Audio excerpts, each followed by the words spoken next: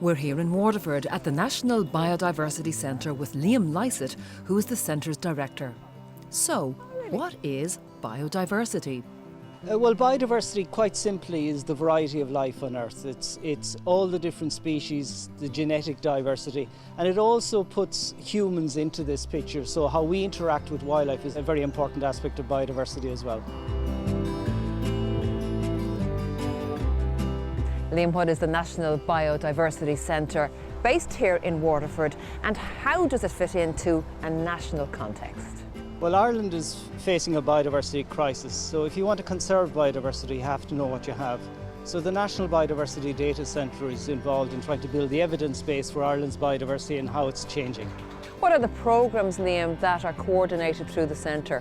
Well, at a simple level, we provide facilities for people in their locality to document what biodiversity they see. It could be in your back garden, it could be in a local park, or it could be at a walk that you do. And we collate that data through online systems.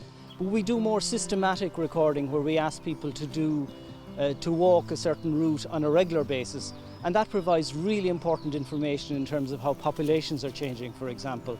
And we were able to make some inferences about what impact climate change is having on Ireland's biodiversity, how populations of biodiversities are changing, and even things like invasive alien species, how they are impacting on Ireland's native biodiversity. What level of public awareness is there around biodiversity, and how important is public support?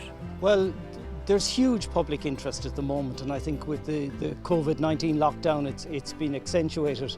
People really appreciate, particularly at this time of the year in spring, seeing wildflowers blossoming, butterflies, insect life. We provide a structure there for people to go out, we provide training to them, we provide online resources where they can better understand what they're seeing, and all that information and all that engagement really increases the value and the appreciation people have for the conservation of biodiversity.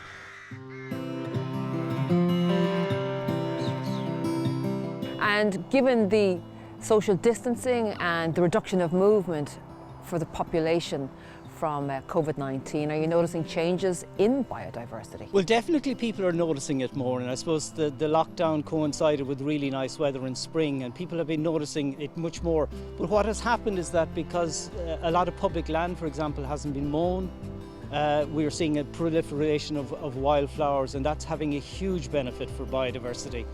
We don't know exactly the long-term impacts of that yet because we have to wait for our formal monitoring programs to tell us how populations are changing. But we do anticipate that this is going to be a very good year for biodiversity.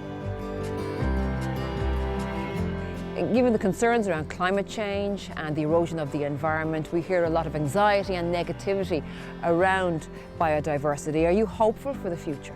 Well, we know that we can turn it around. It's dramatic at the moment, the losses, but if everyone does a small bit for biodiversity, the cumulative impact of that will be enormous, so we can really turn it around. But we do need everyone to buy into this, and we need political leadership to help us actually change how we behave and treat the nature and biodiversity in the countryside.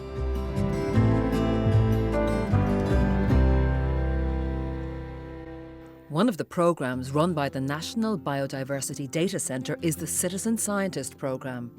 Jonathan Derham is one of 3,000 citizen scientists across the country who upload and share information to the centre's website for analysis. What's actually involved in being a citizen scientist, Jonathan? I think the key skill is just to be aware of what's around you. You know, what interests me is when I be out walking in the garden or out in the local fields or down on the beach, I see all this bit of nature around me, and I'm just curious. I think anyone who's curious, we would call them a citizen scientist, really. You know, what is that, and what would it look like when it was alive, or, you know, why is it in flower now? So what caterpillar does that grow into? Is it a moth or a butterfly? So I had all these kind of interests, and for years I was, you know, tipping away in my own little kind of planet when I'd be out there walking in the fields. And what do you get out of it? What I'm really pleased about is when I do make observations, I can now record them, and upload them to the website so they become part of the national record and national archive of our natural environment. And that's actually motivating as well. It gives a kind of a bit of purpose, not just that I'm out enjoying it, but I'm adding value to the scientific enterprise, I suppose, really as well. Me and 3,000 other citizen scientists who are out there, we're kind of a little bit of a club, really. We're all in our own little world, but making these records. So when I'm out in the field or out in my garden or walking along the beach and I'm not quite sure what it is I'm looking at, what shell is that or what insect or butterfly, I can use these swatches that are produced by the National Biodiversity Data Centre, and they've ones for butterflies, for shield bugs, for trees, flowers, and they're continually adding to their list. And they're very handy, as you can see, they're very hand size. And marvellous for young people when you're out with them and you can give them one and say, okay, what is that? But also, for grown-ups as well, because I can't remember the name of everything. I'm not a kind of an expert ecologist. So it's kind of useful to have these go-to guides, And considering so many of us are at home now, we're probably going to staycation, Jonathan, would you encourage other members of the public to become citizen scientists like yourself? Absolutely. I think it's a marvellous thing to do with young families as well, but even for yourself, just that awareness, to take notice. And I think people have the time now, to actually notice what's going on in their back garden and what's going on. And they can also plot the seasons, because once you get into it and you get used to it, you say, well, a certain butterfly will only ever come in February or March, and then it'll come and it'll go, and then there'll be another one. So you can actually plot how the seasons of the year move through what insects are flying at the time and things like that.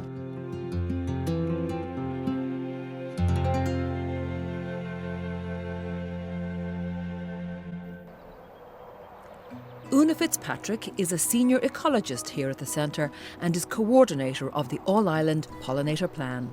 So within the National Biodiversity Data Centre here, we track changes. So we know that our pollinators are in real trouble.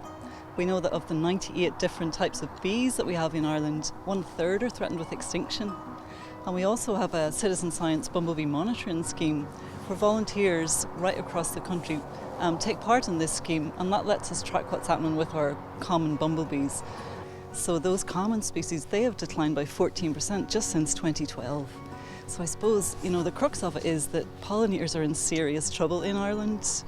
What's been happening in parallel is that in universities across the world, and also in Ireland, and particularly in Trinity College Dublin through Professor Jean Stout, researchers have been looking into why this is happening and what to do about it. So then it was a matter of coming together. We know there's a problem there, we know how to solve it. So the All-Ireland Pollinator Plan came out of that. It was about bringing those two things together and identifying a plan to try and address the problem. And it's a call to action, and what it's done is it's identified 81 different actions to try and make Ireland more pollinator friendly again. And it's about looking at the landscape. Can we make farmland more pollinator friendly? Can we make public land more pollinator friendly? And can we make private land more pollinator friendly? And really that's what it's about. And the meadow that we're in right now, how pollinator friendly is that? This is amazing, and everyone can do this. And actually I've got a small garden in the city and I don't let the whole garden go like this, but I do have a strip down the side, and you'd be amazed at the number of bees and other insects that come in to visit. So this is so easy to do if you just don't cut the grass so often. It gives these wildflowers a chance to come up. This all happens naturally. We didn't plant this with anything, and there's huge areas across the country, whether it's in schools or gardens, parks, roadside verges, where there could be more of this. I think it looks fantastic to humans, but I know for a fact it's brilliant for bees and other pollinators. And how well have you been supported in your work by other bodies such as county councils? We've set up a framework for councils where they can formally agree to endorse the All-Ireland Pollinator Plan, and in doing that they agree to take action to help and to tell us what it is that they're doing. And we've had a huge amount of support. So at the minute I think 55% of all councils across the island have already agreed to formally partner with the All-Ireland Pollinator Plan and take action. And I have to say that from travelling around the country and you see what's happening within local authorities, there is some amazing work that's happening, huge changes over the last 3, 4, 5 years. Bernadette Guest is the Heritage Officer with Waterford City and County Council. We met at what was once the city's landfill site and is now a nature park. Waterford City and County Council has signed up to the All-Ireland Pollinator Plan. Bernadette, how did that come about and what does it mean? So Waterford City and County Council are one of 23 local authorities that have signed up to delivery of the All-Ireland Pollinator Plan. In Waterford we're very fortunate that we have the National Biodiversity Data Centre right here on our doorstep. We've always had a strong working relationship with them and we've collaborated on a number of different projects over the years. So when the All-Ireland Pollinator Plan was published, we clearly saw a role for the local authorities in delivering some of the objectives in the plan. There are three key areas that we can have meaningful engagement with the plan. So they are public spaces, promotion and policy. So in terms of public spaces, today we're here in Kilbarry Nature Park, and like any local authority we have a number of green spaces that we're responsible for managing.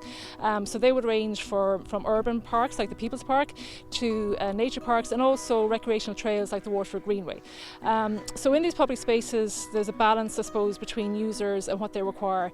So in urban parks where there's really strong interaction with the green space where families come to play and picnic and play sport, they obviously need intensive management.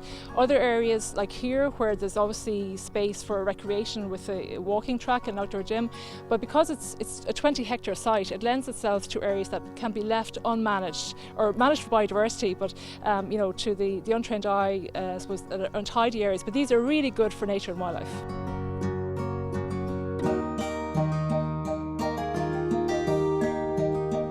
And what are the challenges perhaps associated with embedding the pollinator plan in terms of the public mind and people who might be working for the council? Yeah, I suppose in terms of the pollinator plan and as our role as a local authority, I suppose it's a question of balance. So there's the public expectation that who've seen the green spaces being maintained, and then there's a change in management, and you know, sometimes they question that.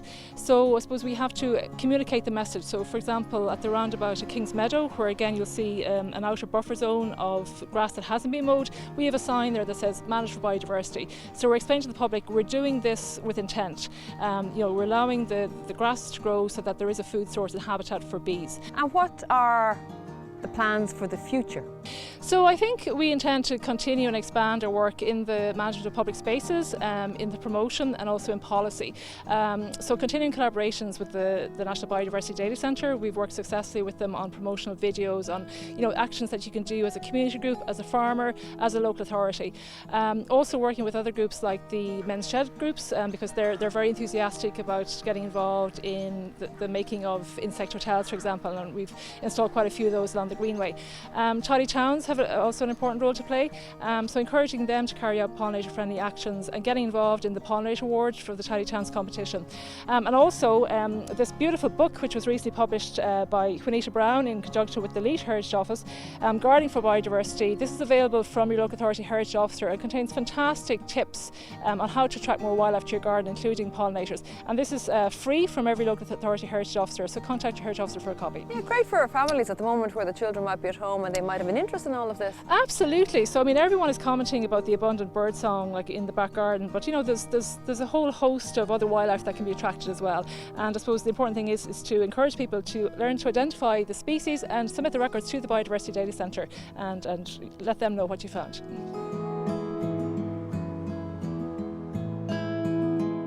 How important is it to get buy-in from agriculture and farming, considering they manage so much of the landscape? We worked with farmers to identify actions that they could take that would be realistic and that wouldn't impact on their profit margins. So we were very fortunate actually to get some European Innovation Partnership funding through the Department of Agriculture. So we've just launched a big 5-year project which is happening in Kildare. So we're collaborating with a group of 40 farmers in Kildare, and the idea is that all farmers, regardless of the type of farm or the intensity level, can make small changes to become more pollinator friendly. So what changes might those be? There's one change, if I could just say there is one change that would make all the difference in the world, and that is how hedgerows are managed. So if those hedgerows were not cut so often, so they were allowed to flower, so they're cut in more of an A shape and allowed to flower, that would have a huge impact because those flowers are providing food for bees and other insects at this time of year. Then the berries provide food for mammals and birds in the autumn. And you have your no-dig garden right beside it. One of those farmers partaking in the European Innovation Partnership project is Kim McCall. I went to meet him on his farm in Kildare. Yeah. Looking around at the perimeter of the field here, is this the kind of hedgerow that would be naturally occurring if it wasn't cut back?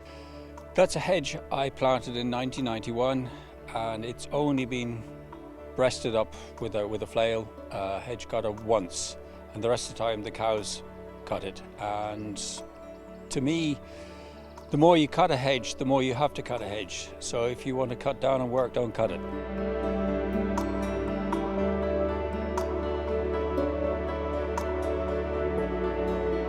There's an awful lot of farmers are ingrained into keeping things tidy, and I think we want to just loose the reins a little bit on nature, and she's well capable of looking after herself. And I think if we don't always try and manipulate nature and just let it come to us, I think we have a good chance of it responding. Tell us a little bit about your farm here, Kim. It's a very diverse farm in what we have in the forest, trees, hedges, ponds and so on, but we have a suckler herd, a pedigree suckler herd of Aubrac cattle, and we have a small flock of sheep. The EIP is the European Innovation Partnership, and what does that mean in practical terms for a farmer such as yourself then? It's a 5-year project where scientists will come out and survey the farm or farms. I think there's 40 in the group, and they will do that over the summertime to ascertain the population of various insects, various plants on our farms. So, in practical terms, we might find out more about insects, butterflies, and other animals that are here in the environment. Definitely. I mean, there's an awful lot of farms out there which are every bit as diverse as this one, which are not getting recognised, and probably an awful lot of farms out there not as biodiverse and still have the image of being very green farms. And we need to be able to encourage the farmers that are maybe not doing as much for the wildlife to do it, and they'll find that if they do it, it'll have little effect on their income.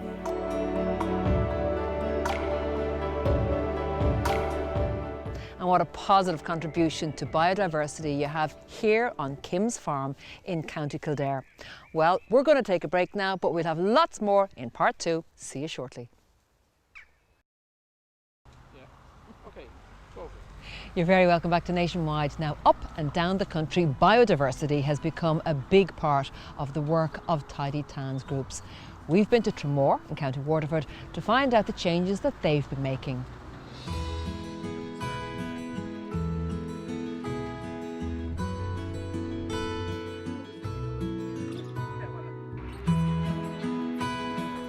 So Tramore Tidy Town started 12 years ago. I'm working in Quisha SuperValue, and with the National Tidy Towns, SuperValue were the sponsors, and I decided to see what I could do within the town. So I suppose we started small. We said we'd tidy up and, you know, plant some plants around the place and give it a bit of colour and that. So we're slow to start, but we progressed. Our first project was the picnic area opposite Apple Green. We put in some plantings there.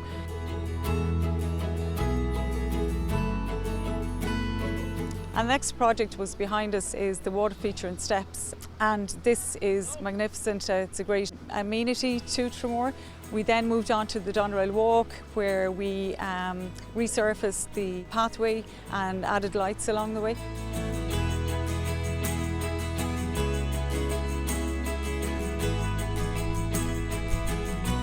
The last 12 years we've really increased our marks, phenomenal, and I suppose where we were falling down was in biodiversity.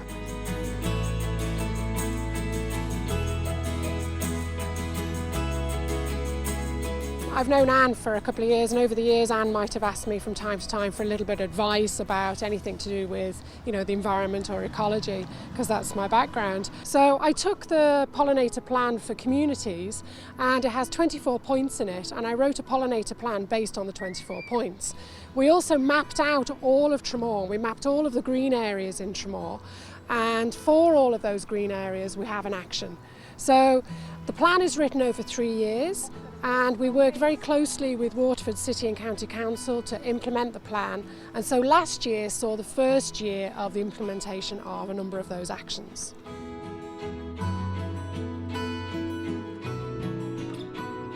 We're very lucky here in Tramore. Tramore has a fantastic area.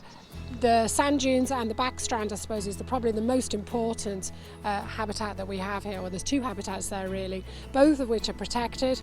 There's a number of different species come in particular in the backstrand you get a lot of wading birds coming in. So it's particularly important from a nature conservation point of view. So there's other areas in Tramore as well that are already species rich, like Newturn Woods, the grassland at the Doneraile, which is particularly species rich, and all of the coastal areas as well within Tramore that probably aren't accessible, but the cliff areas, etc. So there's already very well established habitats here. So the work that we're doing is hoping to enhance that. And so, for example, the Doneraile was cut very closely in previous years, so the grass levels were very short. So it didn't allow for diversity to increase. So by changing the cutting regime, that's added to that and enhanced it. And so changing these practices and bringing other things in and planting wildflowers in some of the planted areas, this is all enhancing the natural biodiversity that's already here in this wonderful place.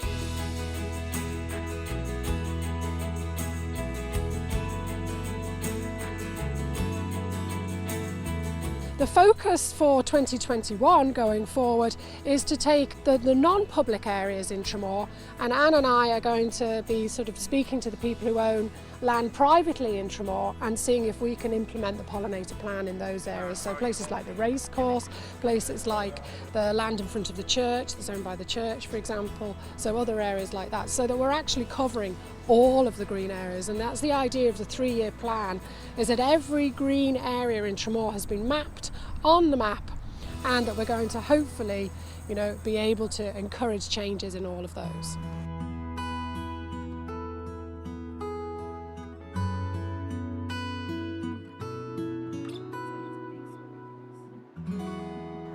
Really interesting work being done there by the Tidy Towns folks in Tramore in County Waterford. Well, we've come to the end of this evening's Nationwide. I hope our programme this evening has given you some food for thought for what you might do in your garden in order to encourage the pollinators. They are our friends. And so from all of us on the team, good evening.